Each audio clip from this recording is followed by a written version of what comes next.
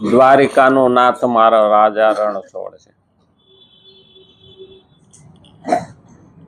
હકીકતમાં કૃષ્ણ ભગવાને રાજ કર્યું જ નથી, છતાં રાજા રણછોડ આપણે કહી. અને એ રણછોડ કઈ, રણછોડ રાયકી જઈ. હકીકતમાં તો રણ છોડવા વાળો તો કાયર કહેવાય. તો અહીંયા રણછોડ રાયકી જઈ કેમ બોલીએ છીએ? રણ છોડે એ તો કાયર કહેવાય.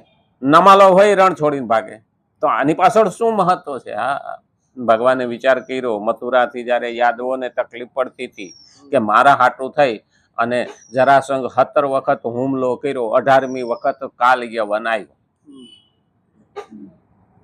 અને એ કાલ યવનને ભગવાને એના દેખતા જ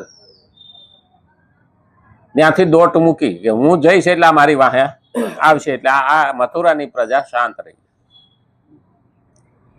અને આગળ ભગવાન કૃષ્ણ અને પાછળ કાલ યવન.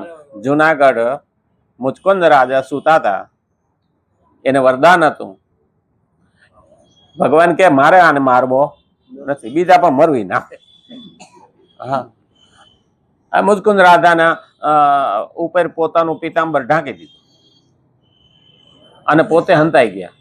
ઓલો જઈને કાલી યવન કે અહીંયા મારો બેટો હંતાઈ ગયો છે અને આવીને હુઈ ગયો છે, જઈને માર્યું પાટો.